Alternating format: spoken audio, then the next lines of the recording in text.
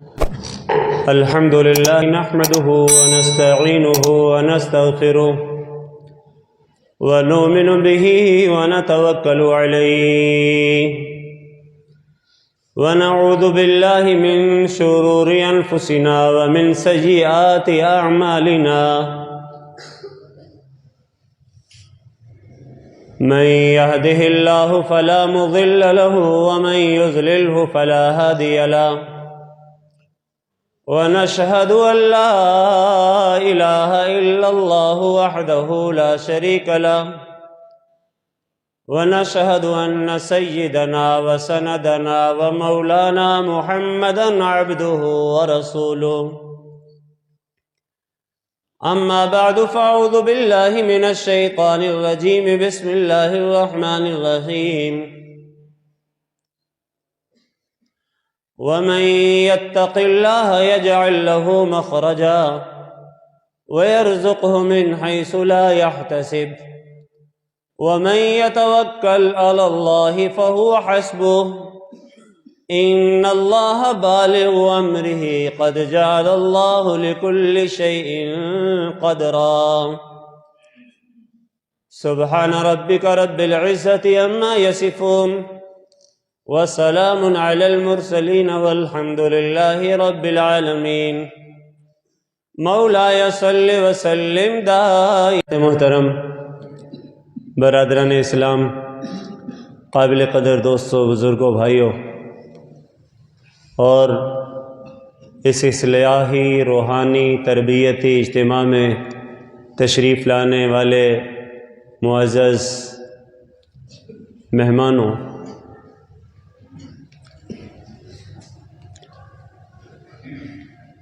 انسانیت کی معراج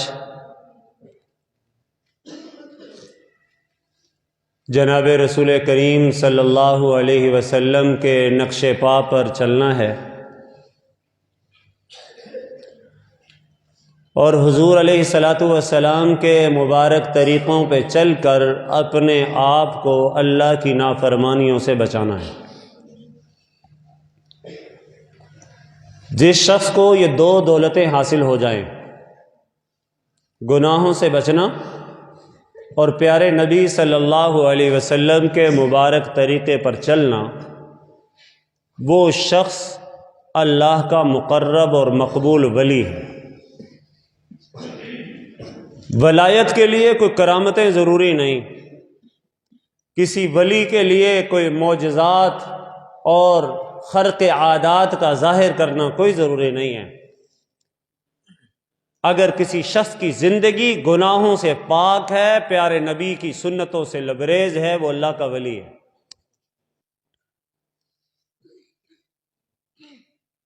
اس لیے ہمیں پہلے حکم یہ ہے کہ اپنی زندگی کو گناہوں سے پاک کریں. ظاہری گناہوں کو بھی چھوڑیں، باطنی گناہوں کو بھی چھوڑیں. جب کوئی آدمی کسی مرض میں مبتلا ہوتا ہے تو سب سے پہلے ڈاکٹر حضرات بنیادی طور پر اطباء اس مرض کا علاج کرتے ہیں. پھر مرض کے نتیجے میں جو کمزوری ہوتی ہے، کمزوری کو دور کرنے کے لیے طاقتور اور مقوی غذائیں بعد میں تجویز کرتے ہیں. اصلاح احوال، مرض کی تشخیص کر کے مرض کو دور کرنا، یہ اصل طبیب کا کام، بنیادی کام یہ ہے. اسی طرح اگر روح کسی مرض کا شکار ہو جائے تو یہاں پر دو کام ضروری ہیں. ایک تو یہ کہ سب سے پہلے اس مرض سے روح کو پاک کیا جائے، اس مرض کا علاج کیا جائے، اور پھر اس روح کو بلند و بالا کرنے کے لیے، اس کو اللہ کا قرب بھرنے کے لیے، وہ اس کو وٹامنز اور مختلف قسم کے اعمال اور اذکار دیے جائیں. اس کا درجہ بعد کا ہے. تو حضرات محترم، ہمیں سب سے پہلے حکم کیا ہے؟ ہم اپنی زندگی کو گناہوں سے پاک کریں، اللہ کی نافرمانیوں سے پاک کریں اس زندگی کو، اور رب تعالیٰ کے مقرب اور مقبول بندوں میں شامل ہونے کی کوشش کریں. اگر یہ زندگی گناہوں سے پاک نہیں ہے تو آپ یاد رکھیں ولایت تو دور کی بات ہے، ایک شریف انسان ہونے کا درجہ بھی آدمی نہیں پا سکتا۔ اس لیے سب سے پہلی بات کہ جناب آپ کہتے ہیں مختلف اعضاء سے گناہ ہوتے ہیں، ان اعضاء سے گناہ کیوں ہوتے ہیں؟ اس لیے کہ اگر من گندا ہو، اندر گند بھرا ہوا ہو تو ظاہرہ باہر بھی گند آئے گا۔ دل میں خیالات گندے ہیں، جذبات گندے ہیں، آنکھ غلط دیکھے گی، گند دیکھے گی، زبان گند بولے گی، کان غلط سنیں گے، جناب اعضاء ہاتھ غلط طرف چلیں گے۔ کیوں؟ اس لیے کہ اندر جب من بنا ہوا نہیں ہے، یہ دل تو پورے کے پورے اعضاء کا رئیس اور سردار ہے، سب اعضاء پر اس دل کی چلتی ہے، یہ جیسے جیسے حکم کرتا ہے ویسے ویسے اعضاء عمل کرتے ہیں۔ سب سے پہلے ڈائریکشن اس کی طرف سے دی جاتی ہے، کہا جاتا ہے غلط دیکھ، آنکھ غلط اٹھنا شروع ہو جاتی ہے، دل کہتا ہے غلط بول، زبان غلط بولنا شروع ہو جاتی ہے، دل کی طرف سے حکم ہوتا ہے جناب غلط سن، کان غلط سننا شروع ہو جاتے ہیں۔ اصل ان سب کے اندر قوت حاکمہ جو ہے وہ دل کے پاس ہے۔ دل صحیح ہو تو اعضاء صحیح سنیں گے، دل خراب ہو تو اعضاء خرابی کی طرف جائیں گے۔ پاؤں غلط نہیں اٹھتے، پاؤں کو غلط جانب روانہ کرنے کے لیے وہ انسانی روح اور انسانی قلب ہے جو اس کو ڈائریکشن دیتی ہے اور ہدایت دیتی ہے کہ یہ کام کرو، اس طرف چلو۔ تو اس لیے ہمیں حکم کیا ہے کہ ہم اپنے باطن کو بھی سنواریں، اپنے ظاہر کو بھی سنواریں، باطن کو بھی گناہوں سے پاک کریں اور اپنے اعضاء کو بھی گناہوں سے پاک کریں۔ اگر باطن پاک نہیں ہے، اعضاء پاک نہیں ہو سکتے۔ باطن اگر پاک ہے تو اعضاء پھر ناپاک نہیں ہوتے۔ تو دل کی سرداری چلتی ہے جناب، اسی کو تو قرآن کریم نے جگہ جگہ دل کے پاک کرنے، روح کے پاک کرنے کی طرف زور دیا ہے۔ قسمیں کھا کے اللہ نے قرآن کریم میں کہا قد افلح من زکاہا وقد خاب من دساہا، کبھی سورج کی قسم، کبھی دھوپ کی قسم، کبھی زمین کی قسم، کبھی اس کے بنانے والے کی قسم، کبھی دن کی قسم، کبھی رات کی قسم، کبھی نفس انسانی کی قسم، مختلف قسمیں کھا کے اللہ فرما رہے ہیں جناب کامیاب وہ ہے جس کا دل پاک ہے اور ناکام وہ ہے جس کا دل ناپاک ہے۔ اس لیے پہلی بات، ہم اپنے ان روحانی اجتماعات کا مقصد کیا ہے کہ ہم اپنے دل کے خیالات کو صاف کریں، دل کے خیالات کو پاک کریں، دل کو گندگی کی طرف جانے سے بچائیں، اور جو دل جو چیزیں آرڈر دے رہا ہوتا ہے، حکم دے رہا ہوتا ہے، ان چیزوں سے اعضاء کو محفوظ کریں، گناہوں سے اپنے آپ کی حفاظت کریں، اور میرا عضو، میری آنکھ وہ دل کے تقاضوں کے مطابق نہ دیکھے۔ اگر دل کہہ بھی رہا ہے بد نظری کرو، جناب نہیں، آنکھ پر خدا کا خوف طاری ہو، آنکھیں پردوں کی طرح لٹک جائیں، جھک جائیں۔ زبان غلط بولنے کے لیے دل آرڈر کر رہا ہے، لیکن زبان جھک جائے، زبان رک جائے، زبان سٹاپ کر لے کہ نہیں، میں اپنے مولا کی نافرمانی کے مطابق نہیں چل سکتی، میں اپنے مالک کی نافرمانی نہیں کر سکتی۔ اس لیے قرآن کریم کہہ رہا وَذَرُوا ظَاهِرَ الْإِثْمِ وَبَاطِنَهُ، لوگوں ظاہری گناہوں کو بھی چھوڑو، باطنی گناہوں کو بھی چھوڑو، من کو بھی پاک کرو، تن کو بھی پاک کرو، باطن کو بھی صاف کرو، ظاہر کو بھی صاف کرو، جو خفیہ جذبات ہیں ان کو بھی ٹھیک کرو، اور جو ظاہری احساسات ہیں ان کو بھی ٹھیک کرو۔ تو اس اجتماع کا پیغام یہ ہے کہ ہم اپنے آپ کو گناہوں سے بچائیں، ہماری آنکھیں غلط نہ دیکھیں، ہمارے کان غلط نہ سنیں، ہماری زبان غلط نہ بولے، ہمارے ہاتھ غلط طرف نہ چلیں، غلط طرف نہ اٹھیں، پاؤں غلط طرف رواں دواں نہ ہوں، اللہ کی مرضی کے تابع آ جائیں، اور ہر موقع پر اپنے آپ کو گناہوں سے بچانے کا اہتمام کریں۔ میری خلوتیں بھی پاک ہوں، میری جلوتیں بھی پاک ہوں، تنہائیاں بھی ٹھیک ہوں، اور اجتماعات میں لوگوں کے سامنے ہوں تو اس وقت بھی جی میری جلوت بھی ٹھیک ہو۔ اگر ہم لوگوں کے سامنے تو بڑی تسبیح پکڑ کے پھر رہے ہوں اور جب خلوت میں جائیں تو جناب یاد رکھیں ہماری خلوت پاک نہ ہو تو یقین جانو یہ ولی نہیں ہے، یہ تو شیطان کا پیروکار ہے۔ علامہ رومی کہتے ہیں نا، جلال الدین رومی، فرمایا کار شیطان می کنی نامت ولی گھر این ولی است لعنت بر ولی۔ شیطانی کام کرتے ہو، آنکھوں کو گندا کرتے ہو، تنہائیوں میں بیٹھ کے جناب غلط قسم کی چیزیں دیکھتے ہو، موبائل کی غلاظتوں میں مبتلا ہو، فلم بینی کے دل دادا ہو، جی ہمہ قسم کی عریانی کے شوقین ہو، تنہائی میں تمہارے کام یہ ہیں، جی شیطانی کام ہے، اور اپنے آپ کو ولی کہتے ہو۔ فرمایا اگر ولی ایسا ہوتا ہے تو ایسے ولیوں پر تو لعنت ہے۔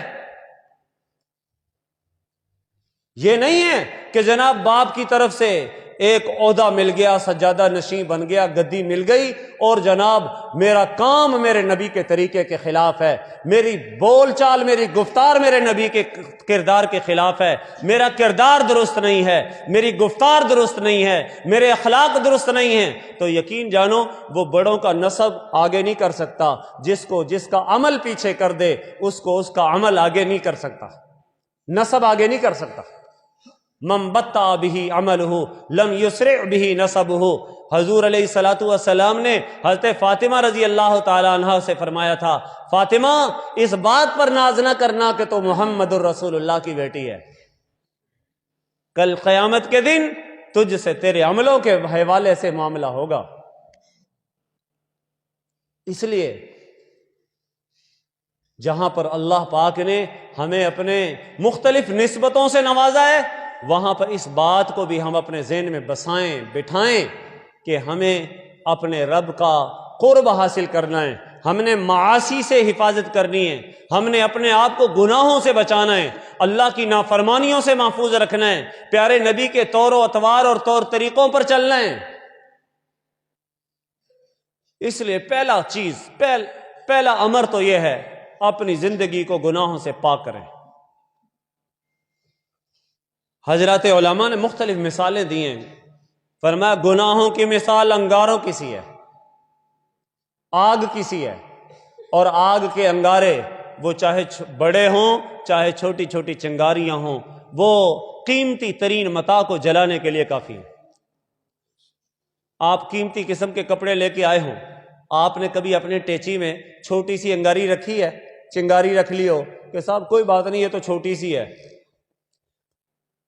اور بھائی چنگاری بھی ہو پورے آپ کے قیمتی ترین کپڑوں کو جلانے کے لیے وہ بھی کافی ہے۔ آگ کی تھوڑی سی چکماک ہو اور آپ سلگنے والی معمولی سے چیز کو آپ اپنے قیمتی سامان میں نہیں رکھتے، کس وجہ سے کہ یہ سارے کا سارا میرا سامان نہ جل جائے۔ تو میرے محترم دوستو، آپ اپنی زندگی میں اللہ کی نافرمانی اور گناہ کیسے برداشت کر رہے ہیں؟ ان گناہوں سے بھی اپنی زندگی کو پاک کیجئے۔ اگر گناہ زندگی میں ہیں تو آپ کامل انسان اور کامل اور شریف انسان کہلانے کے قابل نہیں ہیں۔ بعض ہمارے مشائخ نے ان گناہوں کی مثال زہر سے دی ہے، فرمایا لوگوں گناہ زہر کی طرح ہیں، اور زہر کا کام یہ ہے کہ وہ بدن میں پھیلتی ہے اور پورے کے پورے انسان کو ہلاک کر کے رکھ دیتی ہے۔ جی ہاں، کیا کبھی آپ نے دیکھا کہ کوئی آدمی جناب وہ مرغ و ماہی بھی کھا رہا ہو، بریانیاں تکے بھی کھا رہا ہو، شہد اور مکھن کے پیڑے بھی استعمال کر رہا ہو، اور اعلیٰ قسم کی چیزوں کے ساتھ ساتھ وہ کہے جناب تھوڑا سا سقمونیا یا تھوڑی سی زہر بھی کھا لوں کوئی بات نہیں ہے؟ کیوں؟ اس لیے نہیں کھاتا کہ جناب وہ ساری کی ساری جو مقوی چیزیں کھائی ہیں ان کا کوئی فائدہ نہیں ہوگا، وہ مجھے طاقت نہیں دیں گی، یہ زہر مجھے ہلاک کر کے رکھ دے گی۔ تو میرے محترم، یہ گناہ اللہ کی نافرمانیاں یہ زہر کی طرح ہیں، اور زہر جیسے انسان کو ہلاک کر دیتی ہے، یہ گناہ بھی انسان کو ہلاک کر دیتے ہیں۔ بعض حضرات نے کہا کہ دیکھو، یہی زہر کے حوالے سے ایک اور مثال دیتا ہوں۔ ایک آدمی وہ تہجد بھی پڑھ رہا ہے، اشراق بھی پڑھ رہا ہے، اوابین بھی پڑھ رہا ہے، جی تلاوت بھی ہیں، ذکر اذکار بھی ہیں، سارے معمولات کر رہا ہے، اور اس کے ساتھ وہ بد نظری بھی کر رہا ہے، بد زبانی بھی کر رہا ہے۔ چلو جی، گناہ اس نے ایک کیا ہے اور 20 اس نے نیکیاں کی ہیں، اور کہتا کوئی نہیں، میری نیکیاں غالب ہیں۔ یاد رکھیں، یہ ایک گناہ بھی خطرے سے خالی نہیں ہے۔ آپ کو کوئی آدمی مٹھائی کا ایک ڈبہ بھیجے اور کہے جناب میں نے آپ کے لیے اسپیشل موتی چور لڈو بنوائے ہیں جی، اور ہاں باقی 20 لڈو تو بالکل ٹھیک ہے، اور ایک لڈو تھا اس میں زہر ملائی ہوئی تھی، وہ بچے نے نا اسی میں مکس کر دیا، اب یہ پتہ نہیں ہے وہ کون سا لڈو ہے جی۔ اب میں آپ کو پہلے بتا رہا ہوں تنویر صاحب، یہ ڈبہ آپ کا ہے اور آپ نے جناب اس کو لڈوؤں کو کھانا ہے۔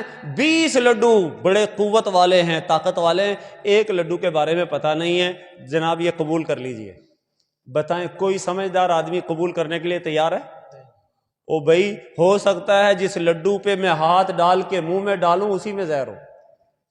آپ اپنے 20 لڈوؤں کو، قیمتی ترین مٹھائیوں کو جناب ڈسٹ بن میں پھینک دیں گے، جناب ڈرم میں پھینکنے کے لیے تیار ہو جائیں گے، صرف ایک لڈو کی وجہ سے کہ جس ایک لڈو میں زہر ہے وہ کہیں میرے اندر نہ چلا جائے اور کہیں میری ہلاکت کا ذریعہ نہ بن جائے۔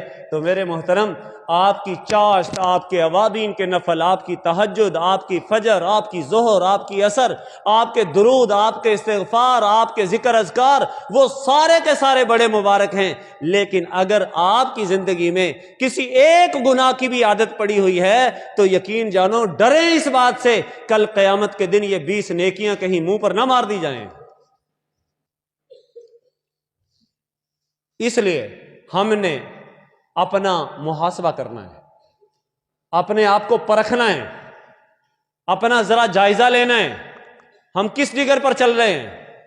اللہ کی فرما برداری والی زندگی جا رہی ہے یا خدا پاک کی نافرمانی والی زندگی ہے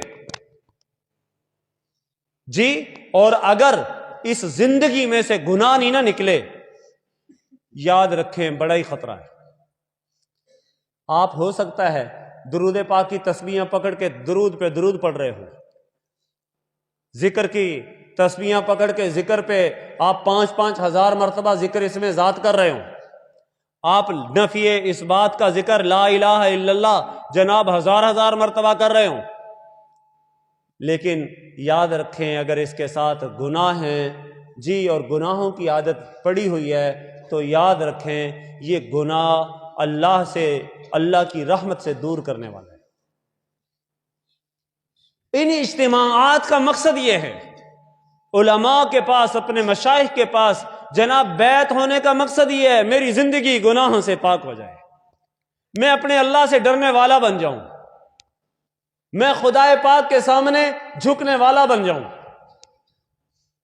اور آدمی یہ سمجھ کر زندگی گزارے کہ جناب میرا اللہ کے سامنے جھکنا، اس کے سامنے تابع داری کرنا، فرما برداری کرنا، یہ میری ضرورت ہے۔ اور جو نقصان دہ چیز ہوتی ہے آدمی اس سے کتنا بچتا ہے جی، اس کا خوف دل میں ہوتا ہے۔ آدمی سانپ، بعض اوقات اس کے رنگ بڑے پیارے ہوتے ہیں جی، ڈیزائن بھی بڑے اچھے ہوتے ہیں، اس کی جلد بھی بڑی چکنی اور ملائم ہوتی ہے، کیا کبھی اس وجہ سے کہ جناب یہ بڑا رنگ اس کا بڑا اچھا ہے چلو اس کو پکڑ لیتے ہیں، جناب اس کو سینے سے لگاتے ہیں جی، کبھی ایسا نہیں ہوتا کہ جناب جس چیز کو آپ موذی سمجھ رہے ہوں اس کو سینے سے لگا رہے ہوں، اس کو ہاتھ میں پکڑ رہے ہوں، اس کو آنکھوں میں بسا رہے ہوں۔ جناب میں ایک جگہ پچھلے ربیع الاول میں بیان کے لیے گیا تو وہاں پر باہر مجمع تھا، تو وہ کہیں چھوٹا سا سانپ کا بچہ نکل آیا۔ اب پیچھے سے ایک آدمی اٹھا، دوسرا اٹھا، ایک نے کہ بچے سے چیخ نکلی، اوے سانپ! اب سانپ کا کہنا کیا تھا جناب، سب نے دڑکیاں لگا دی وہاں سے میں نے کہا بھی کیا ہوا؟ کہتے جی سانپ نکل آیا۔ اب وہ ایک کوئی بڑا آدمی تھا، اس نے پکڑا، اس کو مار دیا، کوئی لاٹھی وغیرہ پکڑی، مار دیا سانپ کو۔ سانپ بھی کافی بڑا تھا۔ میں نے کہا دیکھو دوستو، جس چیز کو موذی سمجھتے ہو اس سے کیسے دڑکیاں لگتی ہیں، کیسے دوڑتے ہو، کیسے ڈرتے ہو، بھاگتے ہو۔ کیوں؟ اس لیے کہ میں یہ سمجھے بیٹھا ہوں کہ اس سانپ سے مجھے تکلیف پہنچ سکتی ہے، اس کا ڈسنا مجھے مار سکتا ہے۔ لیکن یاد رکھیں، یہ جو آنکھیں بدنگاہی کرتی ہیں، یہ بھی انسان کی روح کو موت میں مبتلا کر دیتی ہیں۔ جو غلط قسم کے موبائل میں گندگیاں دیکھی جاتی ہیں، یہ بھی انسان کی روح اور دل کو تباہ کر کے رکھ دیتی ہیں جناب، یہ بھی انسانی روح کو نقصان پہنچاتی ہیں۔ کیا میں کبھی اس موبائل سے ایسے ڈرتا ہوں جیسے سانپ سے ڈرتا ہوں؟ کیا کبھی بچھو کا وہ خوف میرے دل میں ہوتا ہے؟ جیسے گناہوں کا خوف بھی میرے دل میں ویسے ہوتا ہے جیسے بچھو کا خوف ہے؟ خدا را گناہوں سے بھی ڈریے، اللہ کی نافرمانی سے اپنے آپ کو بچائیے۔ اور اگر گناہوں کی نافرمانی ہم نے یہ تزکیہ کر لیا، اس کو کہتے ہیں دل کا صاف کر لینا، یہ تزکیہ ہے، اپنے آپ کو گناہوں سے پاک صاف کر لینا۔ جی اگر ہمارا دل پاک صاف ہو گیا تو یاد رکھیں اللہ کی رحمت ہماری طرف متوجہ ہو جائے گی۔ جی پھر آپ تھوڑا عمل کریں گے، اللہ کے ہاں مقبول اور محبوب ہوتے چلے جائیں گے۔ اور اگر گناہوں کے ساتھ ساتھ بڑے بڑے نیک اعمال بھی کیے لیکن ساتھ ساتھ گناہ بھی چلتے رہے تو یاد رکھیں یہ تباہی ہے، بربادی ہے، خسران ہے، ذلت ہے۔ جی یہ بچنے کا راستہ نہیں ہے۔ اس لیے پہلی چیز ہم اپنے آپ کو گناہوں سے پاک کریں۔ انشاءاللہ اہتمام کریں گے نا؟ میری آنکھ غلط نہ دیکھے، میرے کان غلط نہ سنیں، میری زبان غلط نہ بھولے۔ میں نے کل اپنے رب کے پاس حاضر ہونا ہے، اپنے رب کی بارگاہ میں پیش ہونا ہے۔ میں نے اپنے آپ کو اپنے نفس کی خواہشات سے بچانا ہے۔ کیوں؟ اس لیے کہ کل رب کریم کی بارگاہ میں جب میری پیشی ہوگی تو میں نے اس وقت رسوائی والا طریق اختیار نہیں کرنا، ذلتوں والا طریق اختیار نہیں کرنا۔ میں کامیاب زندگی گزارنا چاہتا ہوں، اللہ کے فرما برداروں میں شامل ہونا چاہتا ہوں۔ تو آئیے آج اس اجتماع کی وساطت سے ہم اس موقع پر، مبارک موقع پر عزم اور بالجزم کریں، پختہ ارادہ کریں کہ ہم اپنے آپ کو گناہوں سے بچائیں گے انشاءاللہ۔ اور دوسرا کام جو ہمارے مشائخ ذکر و اذکار اور تسبیحات بتاتے ہیں، ان کا اہتمام روزانہ کی بنیاد پر استغفار تو لازمی کریں۔ جی استغفار کرو، استغفروا ربکم انہ کان غفارا، اپنے رب سے معافی مانگو۔ کیوں؟ تمہارا رب معاف کرنے والا ہے۔ بار بار اٹھتے بیٹھتے کہو استغفر اللہ ربی من کل ذنب واتوب الیہ۔ جناب صبح و شام ایک ایک تسبیح تو ہو نا اس کی۔ جی اور اسی طرح اپنی زندگی کو درود پاک سے معطر کریں، اپنے گھروں میں درود پاک کی محفلیں قائم کریں۔ جی دیکھو مسجد میں آ کر تو سارے ہی کر لیتے ہیں، جی گھر میں بیوی ہے، بچے ہیں، بھائی ہیں، بیٹے ہیں، جی اولاد ہے، او بھئی 5-10 منٹ کے لیے گھر میں اور بہت ساری ایکٹیویٹیز ہوتی ہیں، بچوں سے کہو بیٹا آؤ ہم کچھ دیر کے لیے گھر میں جناب نبی کریم صلی اللہ علیہ وسلم پر درود پاک کی مجلس قائم کرتے ہیں۔ درود پاک کی مجلس کے لیے جناب کوئی اجازت اور خلافت کی ضرورت نہیں ہے۔ جی بچے کو بھی کہہ دیا جو مختصر آتا ہے درود وہ سکھاؤ، اور یقین جانو جو ایک مرتبہ پیارے نبی پر درود پاک پڑھتا ہے اس پر 10 رحمتیں نازل ہوتی ہیں۔ جی اگر گھر کے 5 لوگ ہیں، انہوں نے 5 مرتبہ درود پاک پڑھا ہے، 50 رحمتیں گھر میں نازل ہوں گی۔ 10 مرتبہ پڑھا ہے، 2 مرتبہ کر کے 10 مرتبہ کر لیا، 100 رحمتیں خدائے پاک کی نازل ہوں گی۔ تو انشاءاللہ اپنے گھروں میں بھی درود پاک کی محفلیں قائم کرو گے کہ نہیں؟ ہمارے حضرت جی مولانا عزیز الرحمن ہزاروی رحمۃ اللہ علیہ، ان کی کڑن اور تڑپ یہ تھی کہ جناب ایک 10 افراد کا گھر ہے، 5 افراد کا گھر ہے، مجمع ہے، مسجد ہے، ہر جگہ درود پاک کے حلقے قائم کرو۔ یقین جانو آج اللہ کی رحمتیں جتنی حضور علیہ الصلوۃ والسلام پر درود پاک کے ذریعے متوجہ ہوں گی، اتنا اور کوئی عمل ایسا نہیں ہے جو اللہ کی رحمتوں کو متوجہ کرے جی۔ تو اس لیے گھروں میں ظاہر ہے بیٹھ جائیں، اور ساتھ ہی اس کے بعد مختصر سی دعا کر لیں۔ دعا جو امام صاحب سے آپ اپنی نمازوں کے بعد سیکھتے ہیں نا، جیسے جیسے امام صاحب نے دعا کی ہوتی ہے ویسے ویسے دعا کر لیں، یا جو دل میں آ رہا ہے وہ اللہ سے مانگ لیں۔ اپنے آپ کے گھر کے مسائل ہیں، درود پاک کی محفل قائم کریں، اس کے بعد مانگیں، ساتھ اس سے پہلے تھوڑا سا استغفار، معافی مانگ لی اللہ سے، اللہ میں ہر گناہ سے چھوٹا ہو بڑا ہو آپ کی بارگاہ میں معافیاں مانگتا ہوں۔ اور یقین جانیں، آپ دیکھیں بچوں پر بھی اچھے اثرات پیدا ہوں گے، بیوی پر بھی اچھے اثرات مرتب ہوں گے، گھر کے اوپر بھی اللہ کی رحمتیں آئیں گی، بیماریوں سے بھی بچیں گے، پریشانیوں سے بھی بچیں گے جی۔ انشاءاللہ اس کا اہتمام کریں گے اور گھر میں دعوتی مہم چلائیں جناب، ہر بڑا چھوٹا جناب یہ کوشش کریں کہ ہمارے گھر میں کوئی بے نمازی نہ رہے جی۔ اور یہاں پر جیسا کہ آپ سے عرض کیا گیا ہے، الحمدللہ ہمارے اکابر کی منشا کے مطابق ہر پیر کو مغرب کے بعد پرانا کانا سٹاپ پر مجلس ذکر ہوتی ہے۔ جامع مسجد ابو بکر میں الحمدللہ ہر پیر کو مغرب کے بعد، مغرب سے عشاء، بڑا مختصر وقت ہے، مغرب سے عشاء مجلس ذکر ہوتی ہے۔ اس مجلس ذکر میں ہفتہ وار شرکت کی ترتیب بنائیں، اور یہاں پر ہم نے اعلان کر ہی دیا ہے کہ ہر مہینے کی پہلی جمعرات کو، اب تو ظاہر ہے آخری جمعرات ہے نا، تو اس لیے جو اگلی جمعرات ہے وہ پہلی آ رہی ہے، اس میں تو نہیں ہے، اس کا تو یہی اسی کو اس میں سمجھا جائے، تو آئندہ سے ہر مہینے کی پہلی جمعرات کو جناب عصر سے لے کر اشراق تک آپ کے اسی جامعہ میں انشاءاللہ یہ شب جمعہ اور اشراق تک یہ باقاعدہ اجتماع کی صورت ہوا کرے گی۔ جناب اعتکاف کی نیت سے آپ تشریف لایا کریں، انشاءاللہ اس کی آپ ظاہری باطنی برکات محسوس کریں گے۔ اور میں آپ سے عرض کروں، یہ جو ذکر کے حلقے ہیں یقین جانو جنت کے باغ ہیں۔ جن لوگوں کو یہ ذکر کی دولت نصیب ہو گئی نا، فرمایا وہ تو اللہ نے اس کے ساتھ سمجھو خیر کا ارادہ کر لیا ہے۔ جس سے محبت ہوتی ہے اسی کو اپنے ذکر کی توفیق عطا فرماتے ہیں، اور جس کو ذکر سے محروم کر دیا گیا اس کو ہر خیر سے محروم کر دیا گیا۔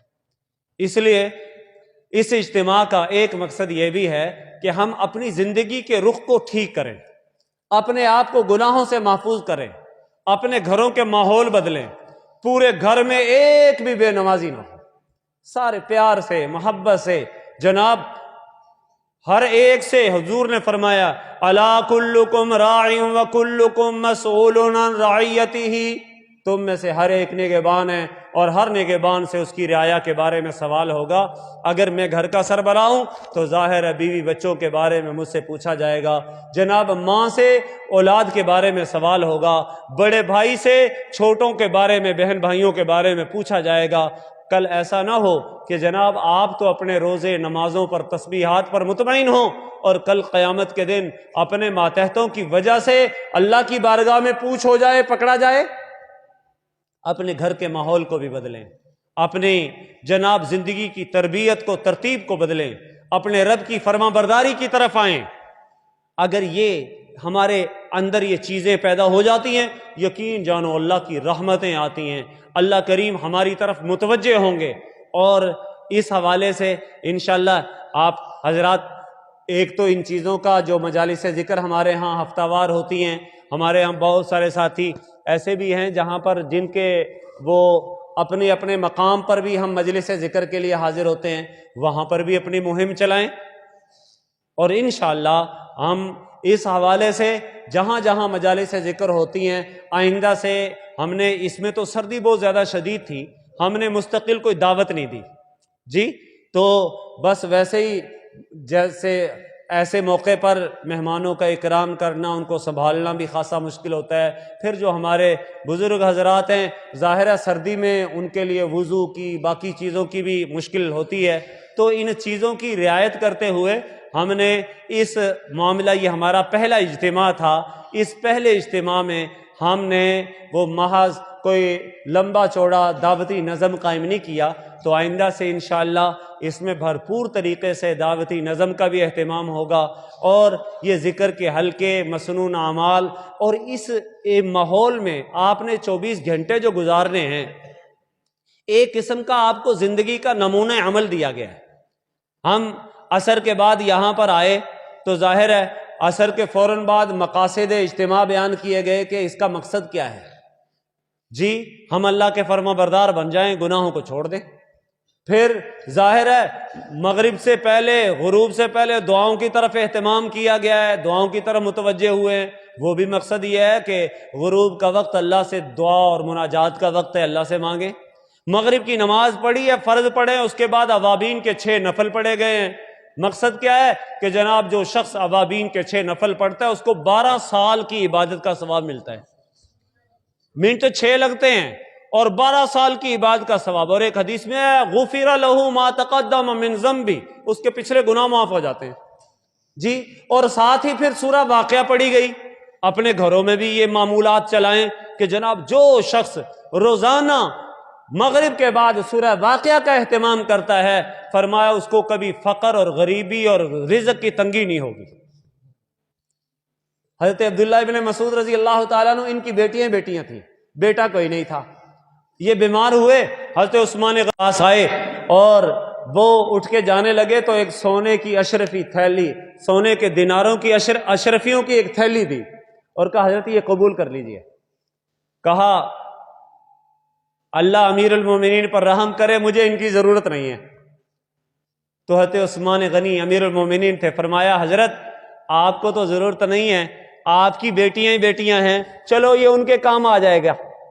حضرت عبداللہ ابن مسعود نے عجیب جواب دیا، فرمایا خدا کی قسم امیر المومنین، اللہ مجھ پر بھی رحم کرے، آپ پر بھی رحم کرے، میں نے ہر بیٹی کو سورہ واقعہ سکھا دی ہے اور وہ مغرب کے بعد سورہ واقعہ پڑھتی ہیں، اور میں نے اپنے پیارے نبی کی زبان سے اقدس سے سنا ہے کہ جس گھر میں جو شخص ہر مغرب کے بعد، مغرب کی نماز کے بعد سورہ واقعہ پڑھنے کا اہتمام کرے گا، وہ کبھی فقر و فاقہ اور غریبی میں مبتلا نہیں ہوگا۔ اب مال میں اتنی طاقت ہے تو مغرب کے بعد سورہ واقعہ پڑھیں۔ اچھا عشاء کی نماز پڑھی تو عشاء کے بعد سورہ ملک کا اہتمام، فرمایا جو شخص عشاء کے بعد سورہ ملک کا اہتمام کرے گا، اللہ پاک اس کو قبر کے عذاب سے محفوظ کرے گا۔ پھر اس کے بعد آپ رات کو جاگیں، تہجد پڑھی ہے، اور اس تہجد کا مقصد بھئی اللہ کے ساتھ قرب و محبت کا تعلق قائم ہو جائے، اپنے اللہ کو راضی کرنے والے بن جائیں۔ تو ہم نے اس ماحول کے اندر جو کل سے یہاں پر معمولات کیے ہیں، ان کو اپنی نجی انفرادی زندگی کے اندر بھی لے کے آنا انشاءاللہ۔ اور پھر ظاہر ہے فجر کی نماز پڑھی ہے تو فجر کی نماز پڑھنے کے بعد ہم نے سورہ یاسین شریف پڑھی ہے۔ حدیث پاک میں آتا ہے جو شخص اپنے دن کا آغاز سورہ یاسین سے کر لے، قضیت حوائجہ، اللہ اس کی ساری حاجتیں پوری کر دیتا ہے۔